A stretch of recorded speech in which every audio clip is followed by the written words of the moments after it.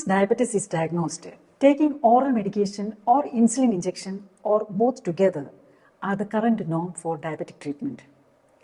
But my treatment experiences are different.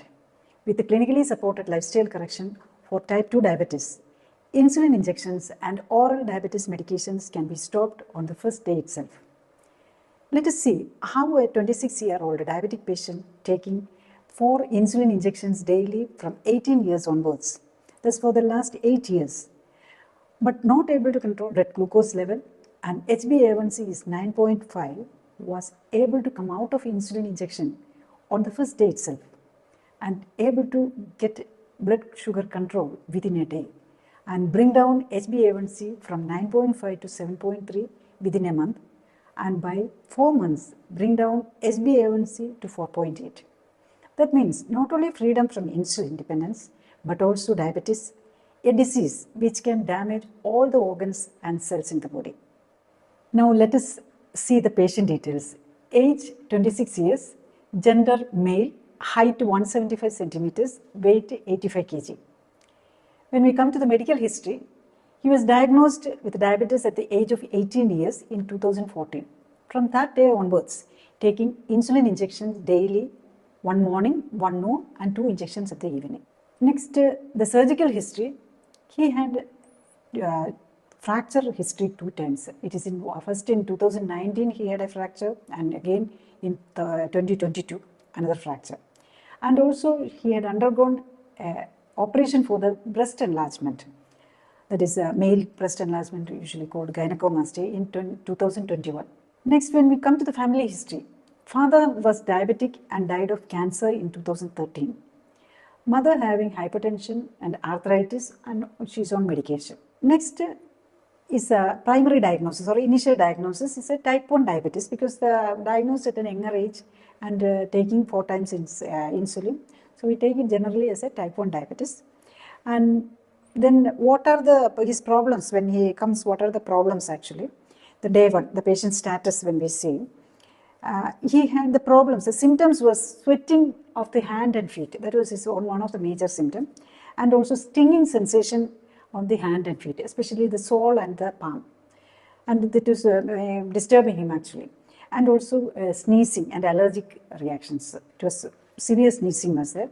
And also frequent headache. That is, even though he's on this medication and he's having these symptoms also. And he was taking insulin aspart, 40 units morning, 10 noon and 8 at the evening, and according to the food also he is adjusting because the blood sugar control is not there. So he is increasing the dose. The doctor was advised to take this, and if the sugar goes up, he can take more insulin dose. That is the advice given to him. And another insulin is insulin diandesora, that is called insulin glargine, that he is taking 24 units or more than that according to the sugar level.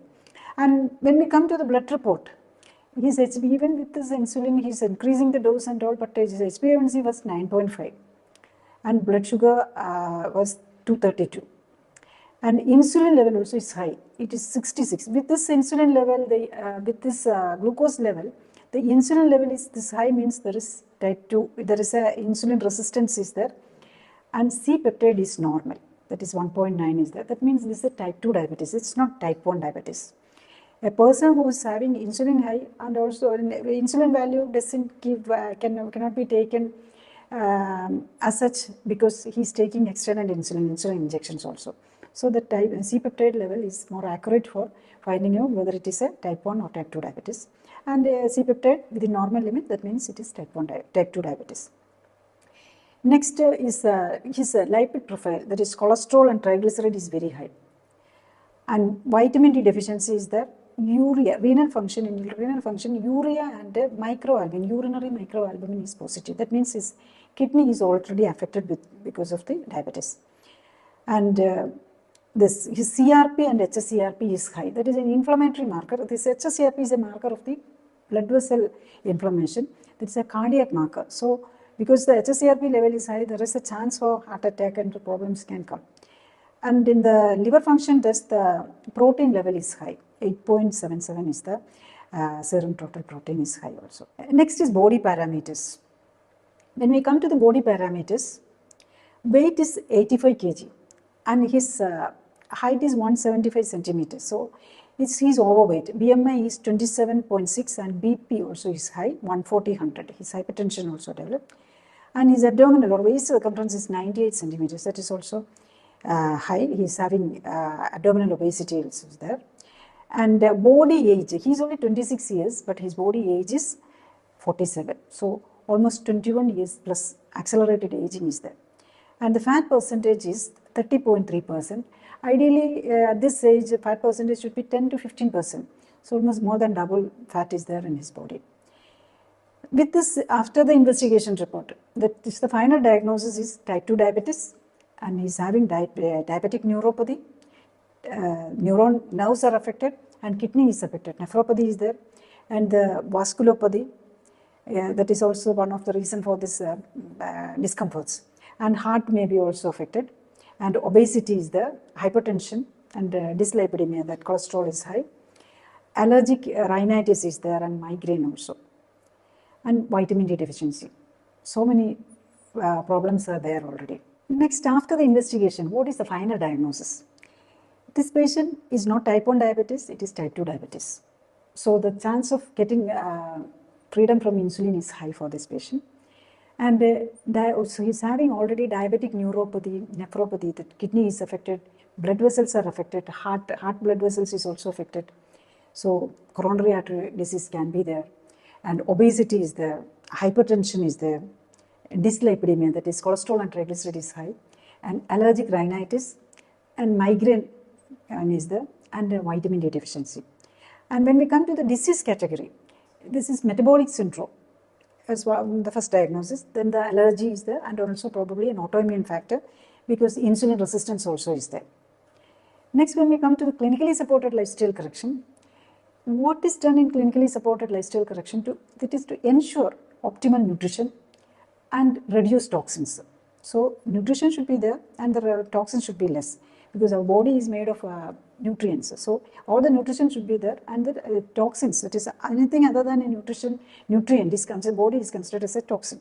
So avoid all the toxin, as much as possible reduce the toxin entering the body, and give optimal activities. The purpose of the body is to do activities. So we should be, the body's activities, mental and physical activities should be also in an optimal level. To correct that is the aim of the clinically supported lifestyle correction.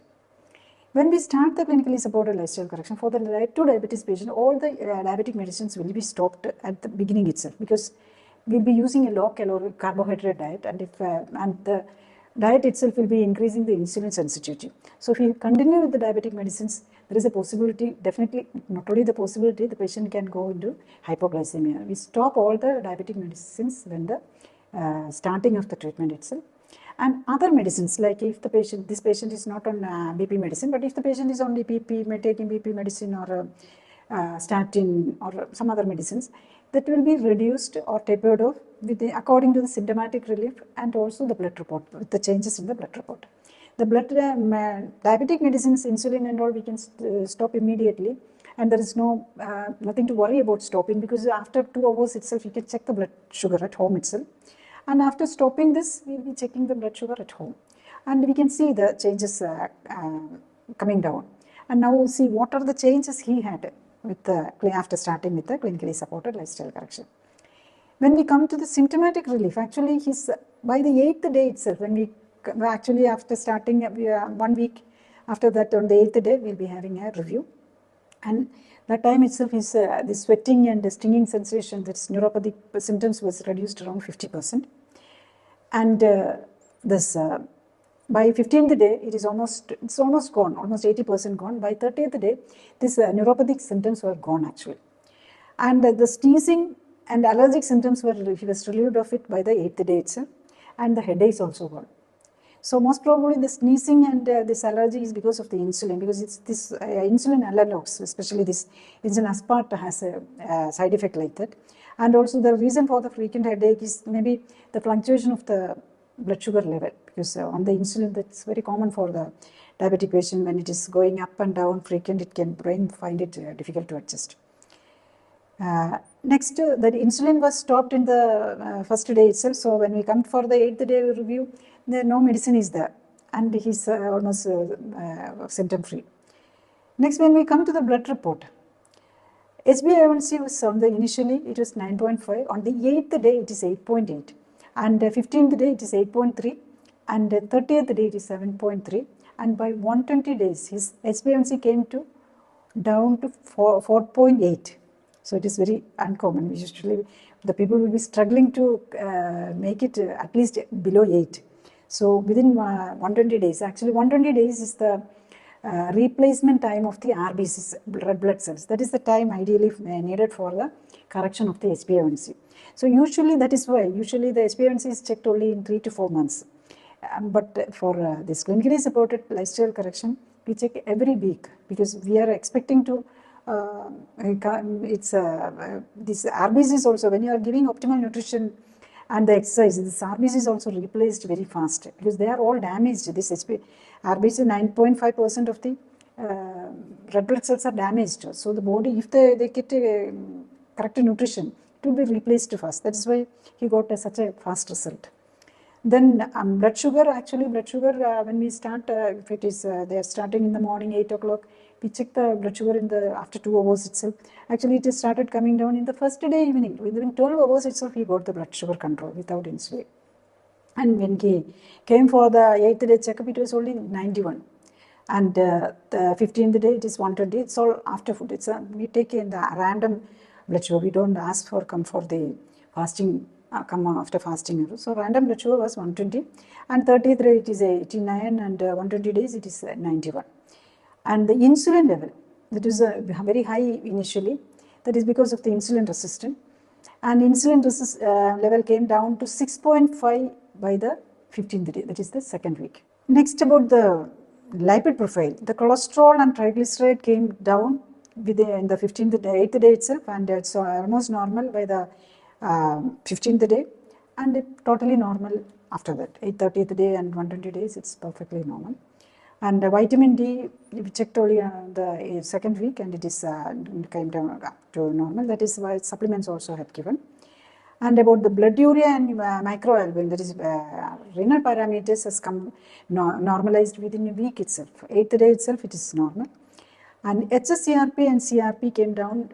HSCRP, because it's a cardiac marker, we checked in the 8th day itself, and it is came down. And by the 15th day, HSCRP and CRP is normal. That the inflammatory markers has come down to normal. And the protein, the liver function test, the protein also came down to normal by the 15th day itself. So almost within 15 days, is all the parameters are came to normal. That is the most important. This is you should remember that is a patient who was on diabetic 4 times insulin for the last 8 years, and within 15 days of the HbA1C and sugar was not controlled, but everything is controlled. The blood sugar is controlled within 24 hours itself. Next, about the body parameters. When we come to the body parameters, when his height is 175 centimeters and weight is 85 kg, he's overweight, and BMI is 27.6. Ideally for the Indians, the BMI is ideal is around 21 to 23. Maximum is 23 actually. And when we come to the weight, actually it is in the 8th day it is come down to 83, and by the 15th day it is come down to 82, and by 30th day 80, and by 120 days he's come down his weight to 69 kg, and BMI from 27.6 to 23.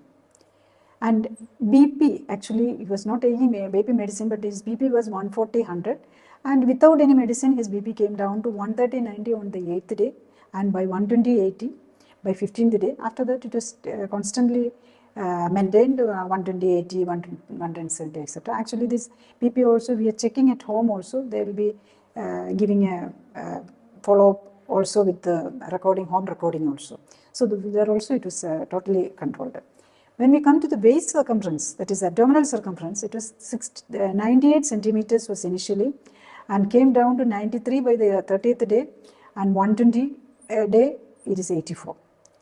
Then the body age, he's only 26 years is biological age or the calendar age, but he's come his initial body age was 47, that is 21 years plus, and it came down to 43 by 30 days and 25 by the end of 120 days.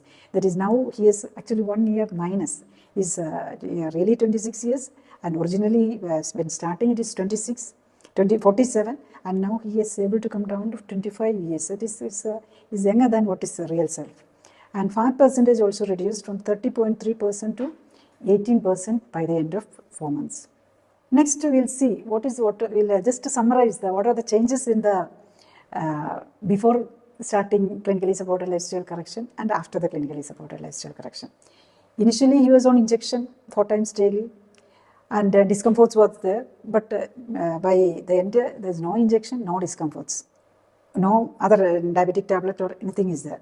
And next is when we come to the HbA1C, starting it is 9.5, the end of 120 days it is 4.8, and insulin level, blood sugar was 232, 91, insulin level 66, 6.52, and C-peptide was 1.9. We don't really use, if it is normal, we don't recheck the insulin and C-peptide level because it is normal.